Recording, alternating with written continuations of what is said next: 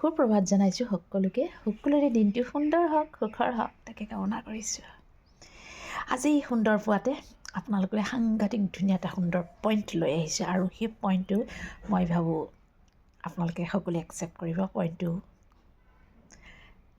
পইণ্টটো যেতিয়া ক'ম তাৰপিছত তাৰ মতামতটো অকণমান দিবলৈ নাপাহৰিব।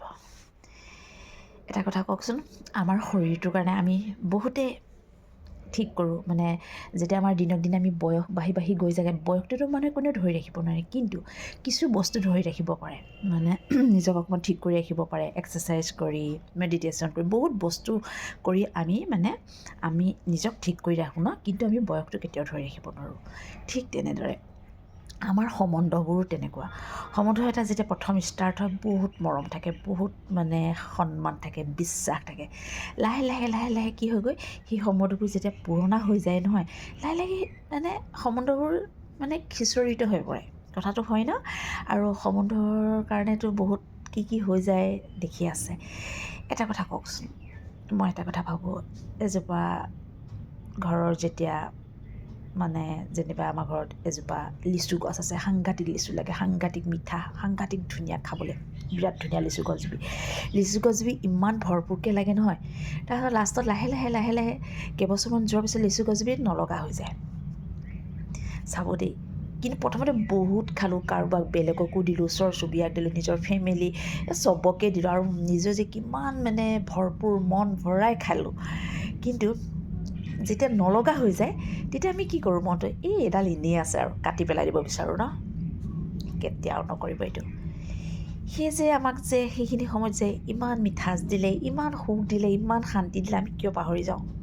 কিয় এতিয়া নালাগিলে বুলি যে তাক কাটি দিব লাগিব, সেইটো কথা নহয়। ঠিক তেনেদৰে আমি সম্বন্ধবোৰ কথা কৈছোঁ। যেতিয়া এটা সম্বন্ধ লাহে লাহে আপোনাক সদায় একেই থাকিব যে এইটো কেতিয়াও হ'বই নোৱাৰে। দিন বাগৰাৰ লগে লগে সম্বন্ধবোৰ লাহে লাহে ডিষ্টেঞ্চটো আহি যায়। কিন্তু এটা কথা কওঁ, আমি সেই সম্বন্ধবোৰ আমি ধৰি ৰাখিব লাগিব। সম্বন্ধবোৰ আমি মৰমৰ এনাজৰি আমি কেনেকৈ ধৰি ৰাখিম, সেই বস্তুটো আমি চাব লাগিব। এজনে যদি আপোনাক বহুত কিবাকৈ কয়, বা আপুনিতো নিজে ঠিক আছে, আপুনি নিজে একচেপ্ট কৰক, সেইখিনি কৰি তেখেতক আপুনি আপোনাৰ ফালৰ পৰা গুড ভাইব্ৰেশ্যন দিয়ক। আৰু মই এই বুলি কোৱা নাই যে তেওঁক দিলে তেওঁ ঠিক হৈ যাব, নহয়। আপুনি একচেপ্ট কৰক, আপুনি গ্ৰহণ কৰক, আপুনি সহ্য কৰক। তেতিয়া চাব চব বস্তু ঠিক হৈ যাব। কিয় কৈছোঁ শুনক, আপোনাক যে সেই আগতে যে কিমান যে আপুনি যে মিঠাচবোৰ পালে, সেই মিঠাচবোৰ আপুনি কি একেচোতে পাহৰি যাবনে? আপুনি সেইটোৰ পৰা আপুনি এতিয়া বেয়া অকণমান কিবা এটা খং কৰাৰ কাৰণে আপুনি সেই মিঠাচবোৰৰ পৰা আপুনি আঁতৰি যাবনে? কেতিয়াও নাযাব।